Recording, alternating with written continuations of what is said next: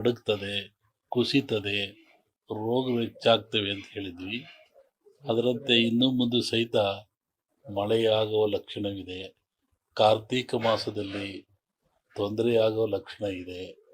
ಮಳೆಯಿಂದ, ರೋಗಗಳಿಂದ, ಭೂಮಿಯಿಂದ ಲಕ್ಷಣವಿದೆ. ವಿಶೇಷವಾಗಿ ಹಿಂದೆ ನಾವು ಹೇಳಿದ್ವಿ, ಕಾಡಿನಿಂದ ನಾಡಿಗೆ ಪ್ರಾಣಿಗಳು ಬರ್ತವೆ ಅಂತ. ಬಂದು ಈಗಲೂ ಅಂತಹ ಪರಿಸ್ಥಿತಿ ಇದೆ. ಕಾಡಿನಿಂದ ನಾಡಿಗೆ ಪ್ರಾಣಿಗಳು ಬರ್ತವೆ ಮತ್ತು ಭೂಮಿಯಲ್ಲಿಯೇ ಇರುವಂಥ ವಿಷ ಜಂತುಗಳು, ಪ್ರಾಣಿಗಳು, ಕ್ರಿಮಿಗಳು ಹೊರಗೆ ಬಂದು ಜನರಿಗೆ ಹೆಚ್ಚು ತೊಂದರೆ ಕೊಡುವಂಥ ಪ್ರಸಂಗ ಭಾಳ ಇದೆ. ಹಾಗಾಗಿ ಪ್ರಕೃತಿ ಅಲ್ಲೋಲ ಕಲ್ಲೋಲ ಆಗುವ ಪ್ರಸಂಗ ಈ ಸಂವತ್ಸರದ ಕಡೆಯವರೆಗೂ ಇರ್ತದೆ. ಮತ್ತೆ ಒಂದು ಹಿಂದೆ ಹೇಳಿದ ಅಚ್ಚರಿಯ ಒಂದು ಅವಘಡ ಕಾದಿದೆ ಅಂತಂತೇಳಿ ಅಂತೆಯಾಗಿ ಕಲಗಳು ಹೆಚ್ಚಾಗ್ತಾ ಇದ್ದಾವೆ. ಒಂದು ಕಡೆಯಿಂದ ಪ್ರಕೃತಿ ವಿಕೋಪ, ಮತ್ತೊಂದು ಕಡೆ ಮತಾಂಧತೆ, ಜಾತೀಯತೆ, ಆಕ್ರೋಶಗಳು, ಅಶಾಂತಿಗಳು ಹೆಚ್ಚಾಗಿ ಮುಂದೆ ಜನಮನವನ್ನು ಶಾಂತಿ ಕೆಡಿಸ್ತಕ್ಕಂಥ ಕೆಲಸ ನಡೀತದೆ. ರಾಜಕೀಯ ಭವಿಷ್ಯ ಏನು ರಾಜಕೀಯದಲ್ಲಿ ಚೆನ್ನಾಗಿ ನಡೀತಾ ಇತ್ತಲ್ಲ, ಮುಂದೆ ಚುನಾವಣೆ ಇದೆ. ಚುನಾವಣೆ ಕಾಲದಲ್ಲಿ ಹೇಳ್ತೀನಿ ಏನಂತ. ಈ ಕೊರೋನಾ ಅಂತ ರೋಗಗಳು ಈಗ ಸ್ವಲ್ಪ ಕಡಿಮೆ ಇನ್ನೊಂದು ವರ್ಷದಲ್ಲಿ ಕೊರೋನಾ ಹೋಗ್ತದೆ. ನಾನು ಬಳ್ಳಾರಿ ಒಳಗೆ ಇದ್ರ ಬಗ್ಗೆ ಹೇಳಿದ್ದು. ನಾನು ಕೊರೋನಾ ಹೋಗ್ತದೆ, ಹೋಗುವಾಗ ಜಗತ್ತಿಗೆ ವಿಪರೀತವಾದ ಕ್ಷಾಮವನ್ನು ಕೊಟ್ಟೋಗ್ತದೆ, ದುಃಖವನ್ನು ಕೊಟ್ಟೋಗ್ತದೆ, ಕುಡಿಯಕ್ಕೆ ನೀರಿಲ್ದಂಗೆ ಮಾಡ್ತದೆ. ಅಂಥ ಪ್ರಸಂಗನೂ ಇದೆ ಮುಂದೆ. ಕೊರೋನಾ ವರ್ಷದಲ್ಲಿ ಬಿಡುಗಡೆ ಆಗ್ತದೆ. ಇದು ಎಂಥ ಕಾಯಿಲೆ ಅಂದರೆ ಬಹುಶಃ ಜಗತ್ತಿನ ಇತಿಹಾಸದಲ್ಲೇ ಇಂಥ ಕಾಯಿಲೆ ಬಂದಿಲ್ಲ. ಹೆಂಗೆ ಅಂತ ನೀವು ಪ್ರಶ್ನೆ ನಾವು ತಿಳ್ಕೋಬೇಕು. ಏನು ಹಿಂಗಾಗಿರ್ಬೋದಲ್ವೇ? ಸಾವಿರಾರು ವರ್ಷಗಳ ದಾಸ್ಯ ಅನುಭವಿಸಿದವರಿಗೆ ಗೊತ್ತು. ಕೆಣಕೋದು ಬೇಡ. ಪ್ರತಿ ವರ್ಷ ಒಂದು ಸಂಜೆಗಳ ಮನೆಯಲ್ಲಿ ಈ ಶ್ರಾವಣ ದಿವಸ ಪೂಜೆ ಮಾಡಿಸ್ತಾರೆ. ಇದು ಪದ್ಧತಿ, ಅವರಿಗೂ ನಮಗೂ ಒಂದು ಪದ್ಧತಿ. ಗದಿಗ ನಮ್ಮ ಸಂಕೇಶ್ವರ ಒಂದು ವರ್ಷಕ್ಕೊಂದ್ಸತಿ ಕರೆಸ್ತಾರೆ. ಹೋದವರು ಅಲ್ಲಿ ಬಂದಿದ್ದೆ, ರಾಜ್ಯದಲ್ಲಿ ಮಳೆ ಇಲ್ಲ, ಸಂಪೂರ್ಣವಾಗಿ ಮಳೆ ಕಡಿಮೆ ಆಗಿದೆ. ಮನುಷ್ಯ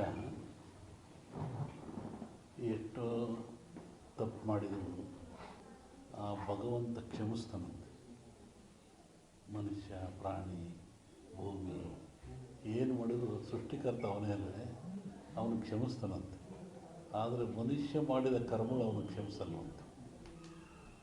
ಭಗವಂತ ಕ್ಷಮಿಸಿದರೂ ಮನುಷ್ಯ ತಾನು ಮಾಡಿದ ಕರ್ಮಗಳನ್ನು ಅವೇ ಕ್ಷಮಿಸಲ್ಲ.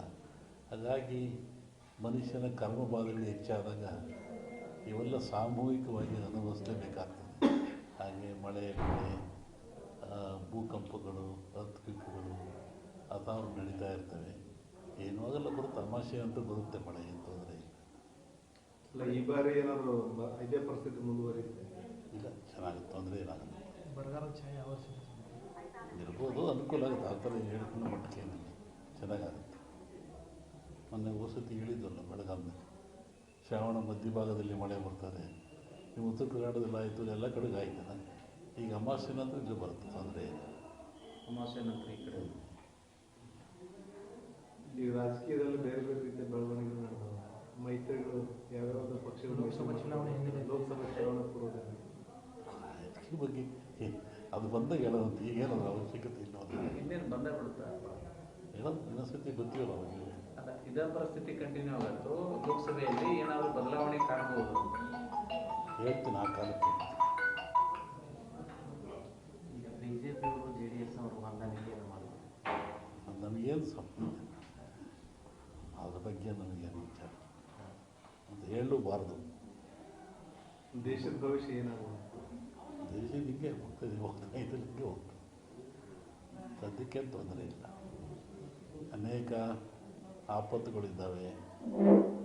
ಅದೇ ಬಂದೇ ಹೇಳಿದ ಭೂಕಂಪಗಳಾಗ್ತವೆ. ಮೊನ್ನೆ ಫಾರಿನ್ನ ಕಡೆ ಮಳೆ ಜಾಸ್ತಿ ಆಗ್ತದೆ. ಇನ್ನೂ ಉತ್ತರದಲ್ಲಿ ಮಳೆ ಅಂತ ಹೇಳಿದಾಗ ಹಾಗಾಗ್ತದೆ. ದೊಡ್ಡ ದೊಡ್ಡ ನಗರಗಳಿಗೆ ಆಪತ್ತಿದೆ, ತೊಂದರೆಗಳಿದ್ದಾವೆ, ಭೂಕಂಪಗಳಾಗಂಥದ್ದು, ಹಾಹಾಕಾರಗಳಾಗ್ತದೆ, ರಾಜಕೀಯದ ಅಸ್ಥಿರತೆ ಉಂಟಾಗ್ತದೆ. ಅವಾಗಿರೋದೇ ಪ್ರಾಕೃತಿಕವಾಗಿ ದೋಷಗಳಿರ್ತದೆ. ರಾಜಕೀಯ ಅಸ್ಥಿರತೆ ಅಂದ್ರೆ ಅದನ್ನು ಸ್ವಲ್ಪ ಬಿಡಿಸಿ ಹೇಳಿದ್ರೆ ಹೆಂಗಿರುತ್ತೆ? ನೀವೇ ನೋಡುವಂತೆ ನಿಮಗೆ ಗೊತ್ತಾಗುತ್ತೆ. ಯಾವ ರೀತಿ ರಾಷ್ಟ್ರ ರಾಜಕೀಯದಲ್ಲಿ ಅಸ್ಥಿರತೆ ಉಂಟಂತ ಎರಡರಲ್ಲೂ ಇದೆ. ರಾಜ್ಯ ಎರಡರಲ್ಲೂ ಅಸ್ಥಿರತೆ ಕಾಣುತ್ತೆ. ಎಲ್ಲ ಕಡೆ ಈ ಧರ್ಮದ ವಿಚಾರ ಸಾಕಷ್ಟು ಚರ್ಚೆಗೆ ಆಗ್ತಿದೆ. ಆದರೆ ಸನಾತನ ಧರ್ಮ ವಿಚಾರವಾಗಿ ಚರ್ಚೆ ಆಗ್ತದೆ. ಅವರವ್ರ ಧರ್ಮ ಅವ್ರಿಗೆ ದೊಡ್ಡದು. ಇದು ಭಾರತದಲ್ಲಿ ಸೆಕ್ಯುಲರಿಸಮ್, ಜಾತ್ಯತೀತವಾದ ಇದೆ. ಮತ್ತು ಅವರ ಧರ್ಮಕ್ಕೆ ನೋವಾದಾಗ ಅವರು ವ್ಯಕ್ತಪಡಿಸೋದು ಸಹಜ, ಅದು ತಪ್ಪೇನಲ್ಲ. ಅದರ ಬಗ್ಗೆ ನಾವು ಯಾವುದೇ ಪರ ವಿರೋಧ ಹೇಳುವಂಥದ್ದು ವಿಚಾರ ಅಲ್ಲ. ಒಂದು ಸಲವನ್ನು ಎಲ್ಲ ದೇಶಕ್ಕೂ, ಎಲ್ಲ ಮನೆತನಕ್ಕೂ, ಎಲ್ಲ ಜನಕ್ಕೂ ತನ್ನದೇ ಆದ ಧರ್ಮ, ನೀತಿ, ಪರಂಪರೆ ರೂಢಿ ಇರ್ತದೆ.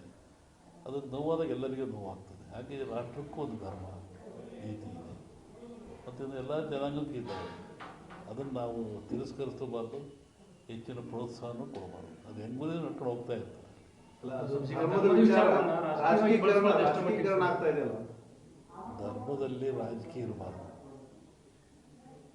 ಅದು ಅಪಾಯ ಆಗ್ತದೆ. ಪ್ರಜಾಪ್ರಭುತ್ವಕ್ಕೆ ರಾಜಕೀಯಕ್ಕೆ ಅಪಾಯವಾಗ್ತದೆ.